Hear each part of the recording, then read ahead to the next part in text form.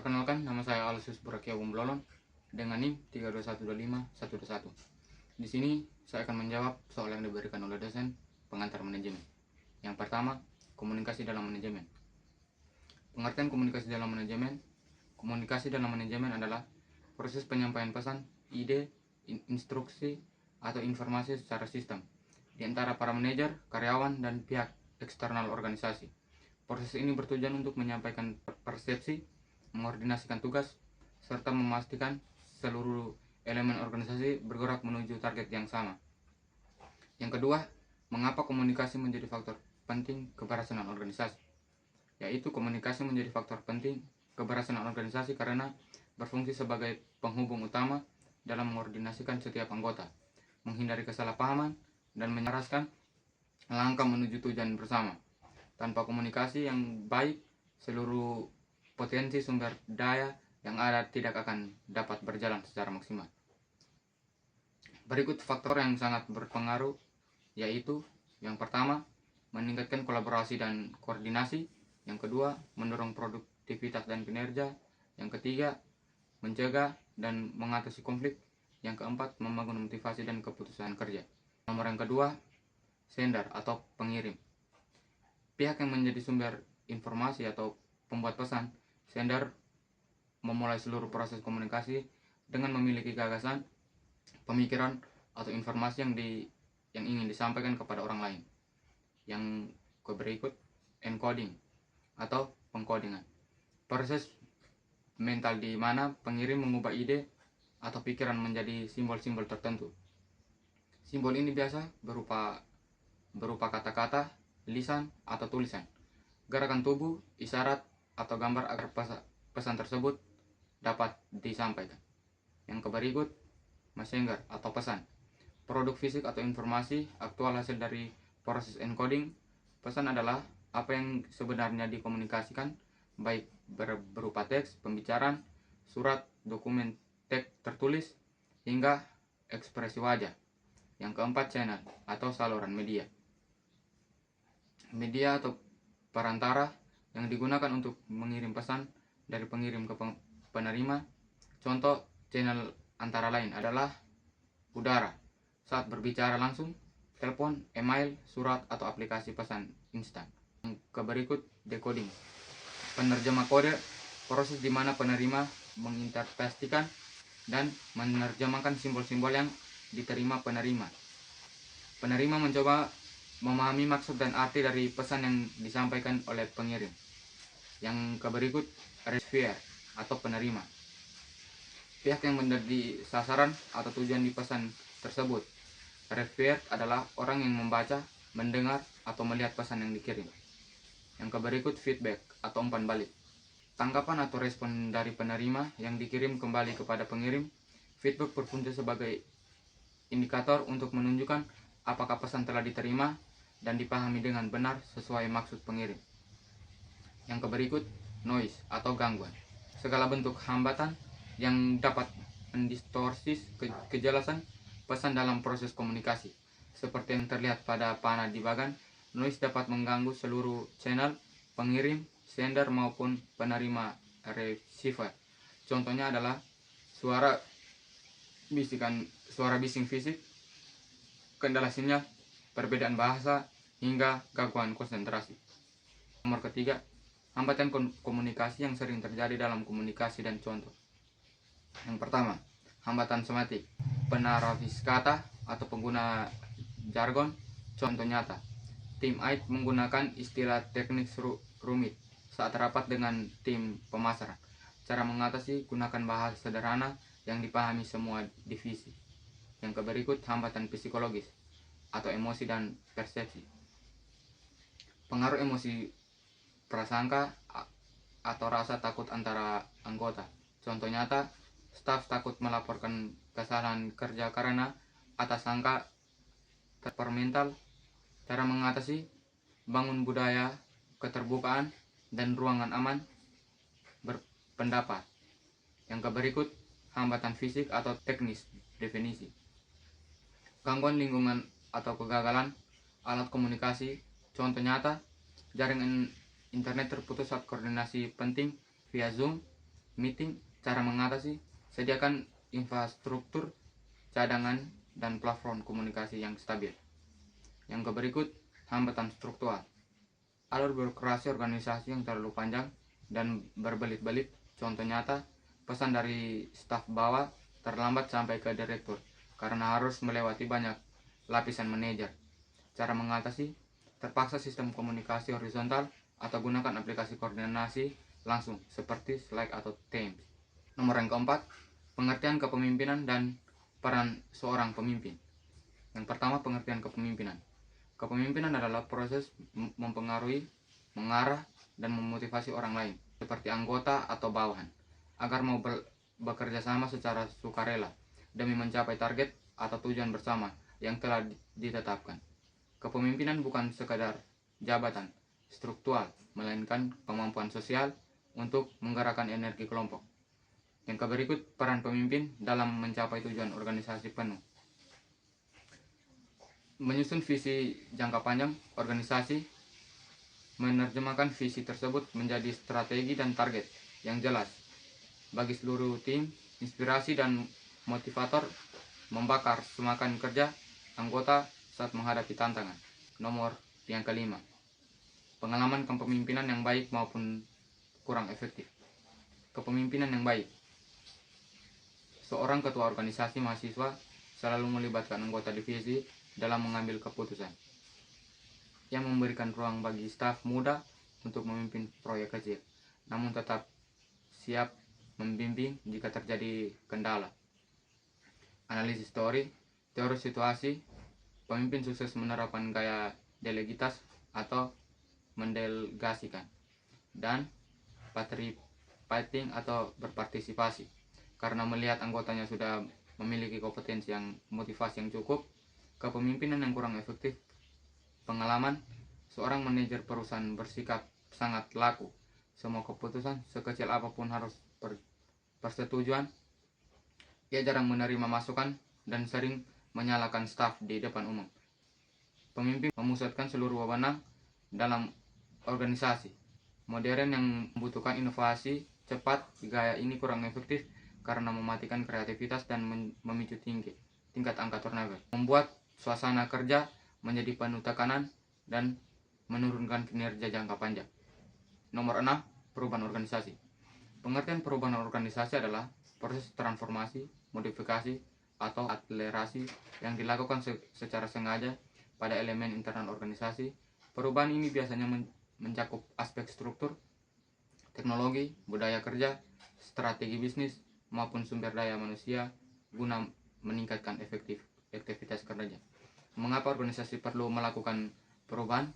Organisasi tidak hidup di ruang hampa dan harus terus beradaptasi dalam kelangsungan hidup. Faktor pendorong meliputi faktor eksternal, perkembangan teknologi digital seperti AI atau otomatis, pergeseran regulasi perintah, tuntutan pasar atau konsumen yang dinamasi, serta persaingan kompetitor yang semakin ketat. Yang berikut, faktor internal, penurunan produktivitas, konflik internal yang berkepanjangan, pergantian manajemen, puncak atau pengertian visi misi baru perusahaan. Hambatan dalam perubahan organisasi. Hambatan utama biasanya datang dari penolakan terhadap perubahan, yang terbagi menjadi dua. Yang pertama, hambatan level individual kebiasaan atau habit, pola kerja lama yang sudah tertanam membuat engkau mempelajari metode baru. Rasa takut akan ketidakpastian, khawatir tidak mampu beradaptasi dengan sistem baru, atau takut kehilangan posisi jabatan. Faktor ekonomi, ketakutan bahwa perubahan akan menurunkan pendapatan atau insentif.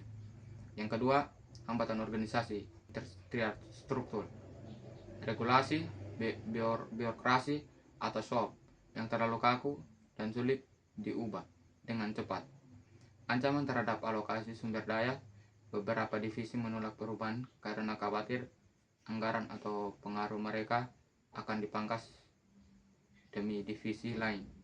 Budaya organisasi yang kolot, budaya kerja lama yang menolak inovasi baru. Nomor yang ketujuh, Contoh nyata perubahan organisasi beserta analisis dampak positif dan negatifnya.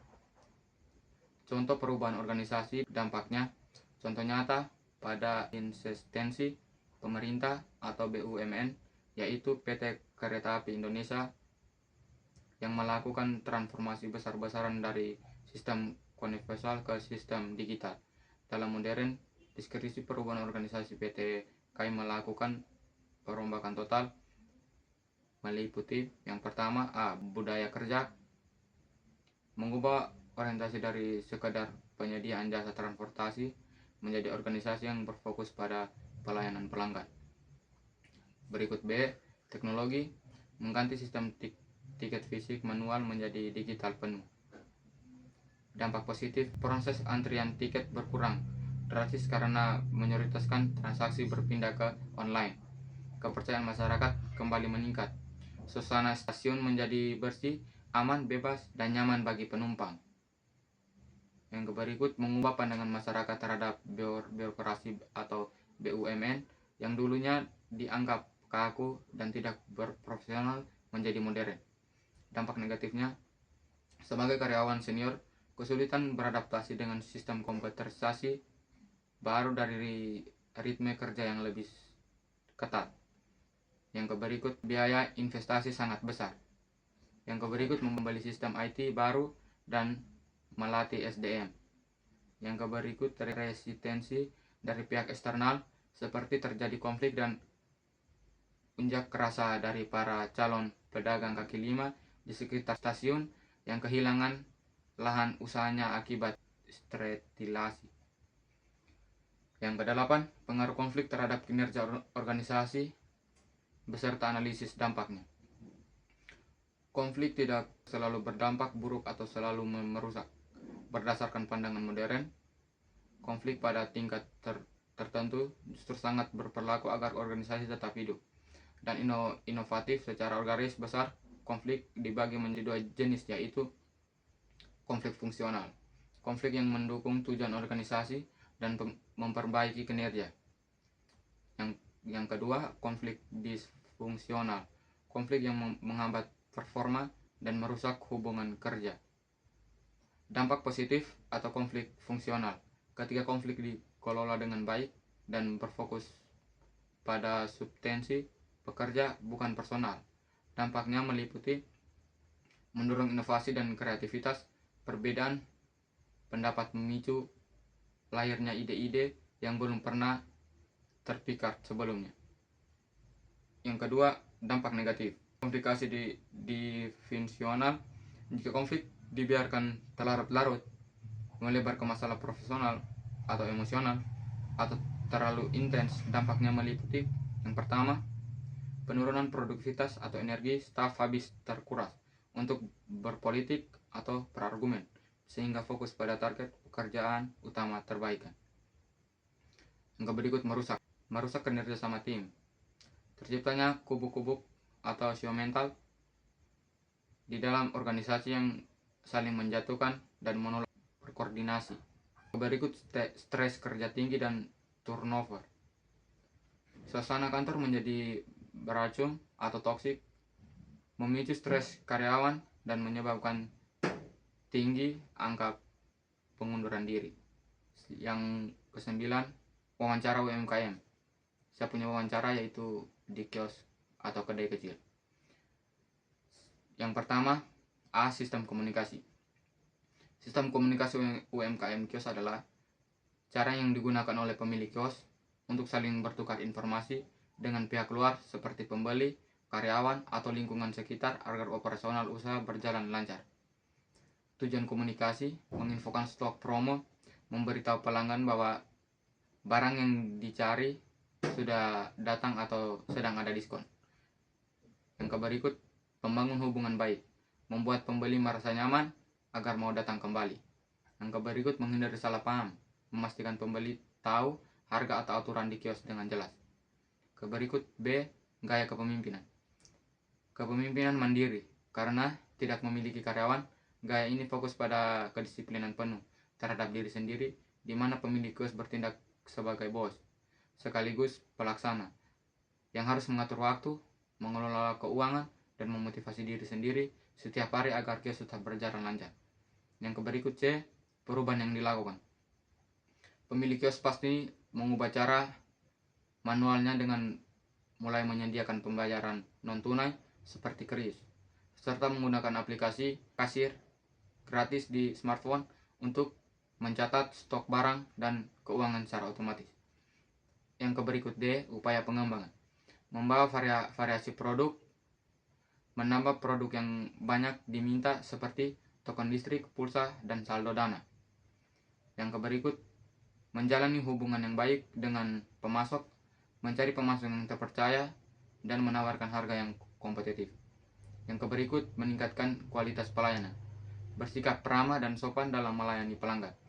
Yang berikut, melakukan promosi, memasang spanduk atau informasi promosi yang menarik. Kesimpulannya, pengembangan usaha kios dapat dilakukan melalui penambahan produk, peningkatan pelayanan, pemanfaatan teknologi, pengelolaan keuangan, dan stok yang baik, promosi, serta kerjasama dengan pemasok. Upaya tersebut dapat membantu meningkatkan penjualan dan keberlangsungan usaha. Yang berikut saran saya. Pemilik kios sebaiknya meningkatkan kualitas pelayanan, memanfaatkan teknologi digital, menjadi ketersediaan stok barang, serta melakukan promosi yang menarik seperti live TikTok dan membuat promosi di Facebook dan media sosial lainnya, supaya usaha dapat berkembang dan mampu bersaing dengan usaha lainnya. Nomor ke-10. Apa saja yang saya dapatkan dari materi pengantar manajemen? Yang saya dapatkan dari materi pengantar manajemennya adalah yaitu tentang konsep pengembangan organisasi atau PO. Yang saya ingat dari materi ini adalah PO salah satu perusahaan jangka panjang untuk memperbaiki proses-proses pemecahan masalah, dan pembaruan organisasi. Dan model riset kegiatan PO salah satunya adalah perencanaan kegiatan dan evaluasi. Hanya itu saja. Terima kasih.